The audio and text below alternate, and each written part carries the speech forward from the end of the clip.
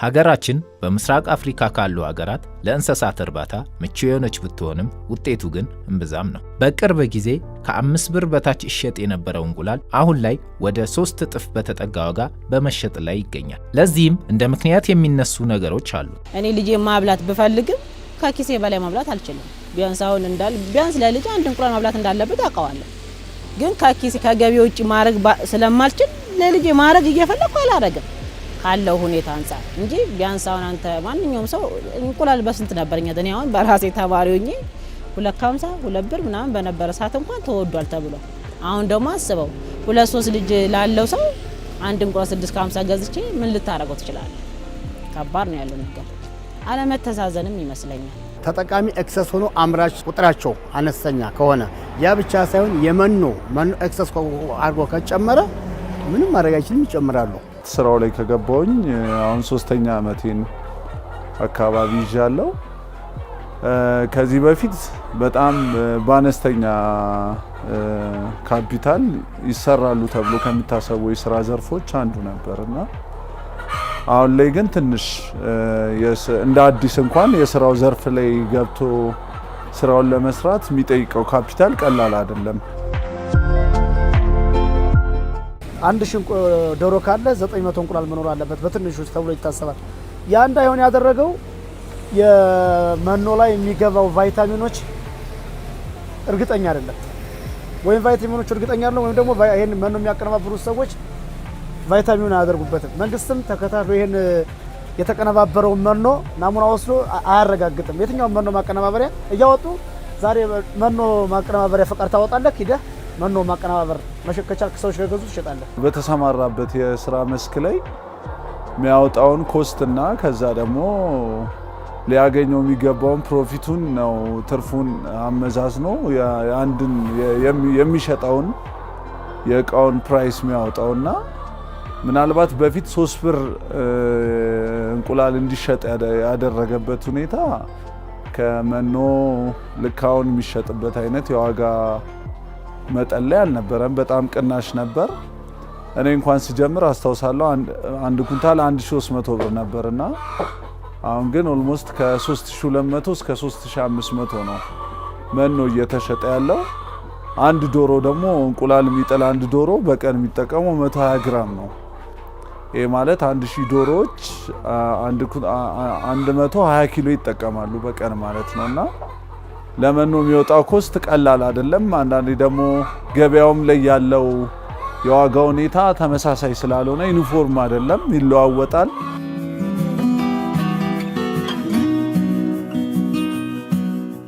የዚህ ጭማሪ ምክንያት የተለያየ ቢሆንም በዋናነት የሚነሱት ግን ፍላጎትና አቅርቦት አለመመጣጠን፣ የመኖ ዋጋ መናር፣ የአላስፈላጊ ደላላ መግባትና ሌሎች ተያያዥ ጉዳዮች ይነሳሉ። የእንቁላል አቅርቦት እጥረት የሚፈጠረው ሰዎች በሚፈልጉት ልክ ገበያ ላይ አቅርቦቱ ያው ስላልተገኘ ነው። አሁን ካለው የፖፑሌሽን አንፃር እኛ ጋር የሚመረተው አመታዊ የእንቁላል ምርታችን በሚፈለገው ደረጃ ያሟላል ብለን አንልም። ምክንያቱም ገና በጣም ብዙ መስራት ይጠበቅብናል። የዓለም የጤና ድርጅት እንደሚያወጣው አንድ ሰው በአመት እስከ 180 እንቁላል መመገብ አለበት። በአሁኑ ሰዓት ግን ካለው ፖፑሌሽን አንፃር ሲታይ አቅርቦቱ በቂ ነው ብለን አንልም። ነገር ግን ይሄንን አቅርቦት ለማሳደግ ያው እየተሰራ ነው ያለው። ከእንስሳት መኖ ግብአት 98%ን አገር ውስጥ እናገኛለን። 2% ብቻ ነው ሚኔራል፣ ቫይታሚን እና ሌሎች ነገሮች ብለን ከውጭ የምናስገባው። 98% የእንስሳት መኖ ግብአት አገር ውስጥ ማግኘት ማለት ትልቅ እድል ነው። የትኛውም ሀገር ብትሄዱ ብትዞሩ የዚህ አይነት ግብአት 98% ከሀገሪቷ የሚያገኝ አገር የለም።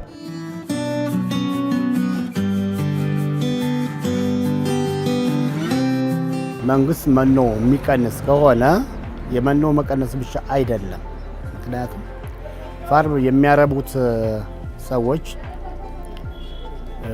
ብዛታቸው የሚቀንስ ከሆነ ተጠቃሚው ብዙ ከሆነ መወደዱ አይቀርም። መንግስት ነው ዋናው ትልቁ ነገር። አሁን መጫወት ያለበት መንግስት ነው። መንግስት በየአካባቢው ላይ በአራቱም አቅጣጫ ላይ ወጣቶችን አደራጅቶ ፈንድ ለቆ ዶሮ እና የወተት ተዋጽኦ ከምርቱ ከበዛ ኤክሰስ ከሆነ ምርቱ ከዚህም በታች ይወርዳል ነው የምለው እና ስለዚህ ዋናው ትልቁ ጨዋታ የነጋዴው ሳይሆን መንግስት ነው። መንግስት ሁሉ ነገር ፈንዱን ከለቀቀ ወጣ ካደራጀ በየቦታው ላሞች ከረቡ ዶሮ ከረባ ለምሳሌ ጎመን አሁን ቢዘራ በየአካባቢው ላይ ይረክሳል ነው የምለው። ትልቁ ነገር ጨዋታው የነጋዴው ሳይሆን የመንግስት ነው። አምራች በጣም እንቁላል እንዲከማችበት የሚያደርጉ አንዳንድ አጋጣሚዎች ይፈጠራሉና ያኔ ገበያው ሲቆም ደግሞ ዶሮዎች ምግባቸውን መብላት አያቆሙም እና በዛ ታይም አምራቹ በጣም እንቁላልም ተበላሽቶበት የመጣልም አጋጣሚዎች ይፈጠራሉ። እነዛ ነገሮች የስራው ዘርፍ ላይ ላሉ ባለሙያዎች በጣም ከባድ ኪሳራ የሚፈጥርበት አጋጣሚ አለና ያው እንደ ሀገራችን ሁኔታ ጾም ያልሆኑባቸው ወቅቶች ላይ ነው እንቁላል የሚሸጠው እና ይሄ የመኖንም ዋጋ የዚህንም ኪሳራውን አመጣጥኖ ነው ዋጋ ፕራይስ የሚያወጣውና ትልቁን ሚናውን የሚጫወተው ግን መኖ ነው። ታዲያ ለዚህም የተለያየ መፍትሄ እንደሚያስፈልግና በተለይ ምርቱን መጨመር ትልቁ ሚና እንደሚወጣ ባለሙያውም ሸማቾችና ነጋዴም የሚስማሙበት ነገር ሆኖ ይህንንም ማስፈጸም የመንግስት ተግባር መሆኑን ይገልጻሉ። በተለይ ደግሞ የመኖ ማምረቻ ግብዓቶች 100% በሚባል ደረጃ በሀገራችን የሚገኙ ሆነው በዚህ ደረጃ የመኖ ዋጋ ውድ መሆኑ ተገቢ አለመሆኑን አምራቾችም ሸማቾቹም የሚስማሙበትና መሻሻል ያለበት ጉዳይ መሆኑን ይገልጻሉ። በተለይ የእንቁላል ዋጋ እንዲጨምር ከሚያደርጉትና አቅርቦቱም ላይ የሚፈታተነው አንደኛው የመኖ ዋጋ ውድ መሆን ነው። በዶሮ ሀብት ልማት ውስጥ 75% የሚሆነውን የኢንቨስትመንት ወጪ የሚይዘው የዶሮ መኖ ዋጋ። ስለዚህ በየጊዜው እነዚህ የዶሮ መኖ ግብዓቶች ዋጋ ሲጨምር የዶሮ መኖ ዋጋ ይጨምራል። ስለዚህ የእንቁላል ዋጋም ይጨምራል።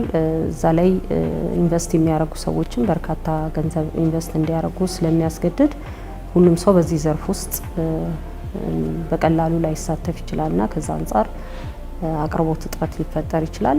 በእኛ በኩል ግን በተለይ የዶሮ ሀብት ልማት በግል ማህበረሰቡ ተሳትፎ የሚሰራ ስራ ነው። ስለዚህ እኛ ባለሀብቶች፣ ወጣቶች፣ ሴቶች በዚህ ዘርፍ እየተሳተፉ እንቁላል በስፋት እንዲመረት እኛ ድጋፍና ጥረት እያደረግን ያለ ነው ማለት ነው።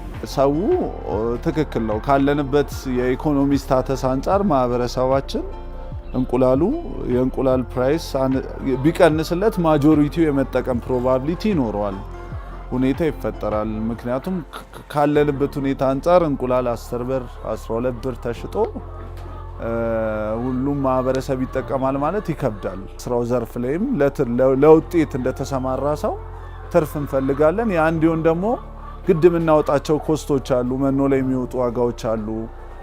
ቫይታሚኖች እንኳን የሚሰጡ ቫይታሚኖች ድሮ እንደምንገዛው ዋጋ አይደለም። በራሳቸው ቫይታሚኖቹ ራሱ ተወደዋል። ሁሉም ነገር ጨምሯል እና እነዛን ነገሮች በመንግስት የሚስተካከልባቸው መንገዶች ቢፈጠሩ። መኖ ከጥሬ ዕቃ የተገናኘ ነው። ምክንያቱም እኛ ጥሬ ዕቃዎችን ከተለያዩ አካባቢዎች ገዝተን ነው መኖን የምናመርተው። የጥሬ ዕቃ ዋጋ ተወደደ ማለት አደሴም የመኖ ዋጋም ይጨምራል እና ይሄን ነገር እንዲጨምር ያደርገው በዋነኝነት የጥሬ ዕቃ ዋጋ መጨመር ነው። ምን መደረግ አለበት በምንልበት ሰዓት አንደኛ ኦፍ ኮርስ አንዳንድ ደላሎች በመሃል ይገባሉ። እነሱ ሚኒማይዝ የሚደረጉበት መንገድ ቢኖርና መንግስት ላይክ ማርኬት ሊንኬጁን የመፍጠር ነገር ቢኖር፣ አምራቹን ከኛ ጋር የማገናኝበት መንገድ ቢኖር እነሱን ነገሮች ማስቀረት የሚቻልበት መንገድ ይኖራል እና በዋነኝነት ኤክስፖርት የሚደረጉም ጥሬ ዕቃዎች አሉ። እነሱ ወደ ሀገር ውስጥ መጀመሪያ ተጠቃሚ ከሆኑ በኋላ ቢሆን ሞር የተሻለ ነገር ይሆናል። የመኖ ዋጋ ያልወረደው ለምንድነው? እንቁላል፣ የስጋ፣ የወተት ዋጋ ያልቀነሰው የሚባለው ነገር እነኚህ ነገሮች አሉን በእጃችን፣ ግን በበቂ ሁኔታ ገና አልተመረቱም። ለምሳሌ አኩሪ አተር ይፈለጋል፣ በቆሎ ይፈለጋል፣ ስንዴ ይፈለጋል። ሌሎችም ግብአቶች፣ ብዙ ግብአቶች ለእንስሳ መኖነት የሚሆኑ ያሉን ግን ምርታቸው ገና ስላላደገ ወደፊት ወደ ምርት ስላልመጣን በመጠኑ ስለምናገኛቸው ቢገኙ ዋጋቸውን ጨምሮ ስለሚሸጥ የመኖ ዋጋ ያንን በውድ የገዛውን ጥሬ ዕቃ አምርቶ አቀነባብሮ እንደገና ዋጋውን አስቦ በውድ ስለሚሸጥ የወተት ዋጋ፣ የእንቁላል ዋጋ፣ የዶሮ ዋጋ፣ የስጋ ዋጋ በዚህ መልኩ እየተወደደ መሆኑን ነው አሁን እየተገነዘብን ያለነው።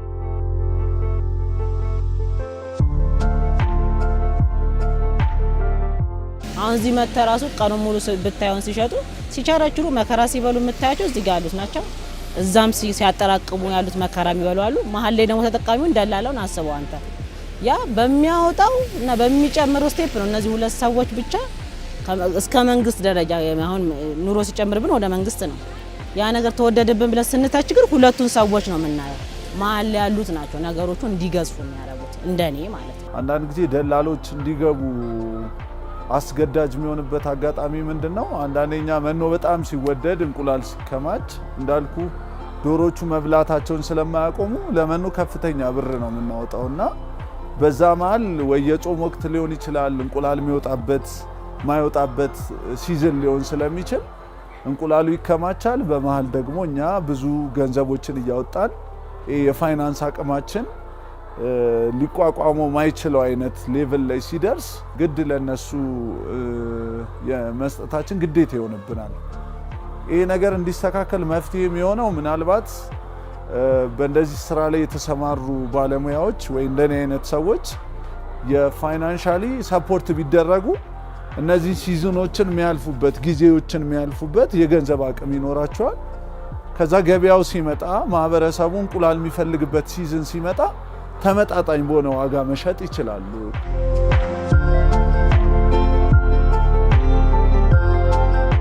በርካታ ወጣቶች በዘርፉ ይሳተፋሉ። ነገር ግን የዶሮ ሀብት ልማት ጥንቃቄን የሚፈልግ ነው። ከሚገቡት ውስጥ ምን ያህሎቹ ውጤታማ ይሆናሉ ነው። ውጤታማ እየሆኑ የሚቀጥሉ አሉ። ነገር ግን አንዳንዶች ደግሞ ገብተው ውጤታማ ሳይሆኑ የሚወጡም አሉ ተመልሰው። ያ ምንድነው?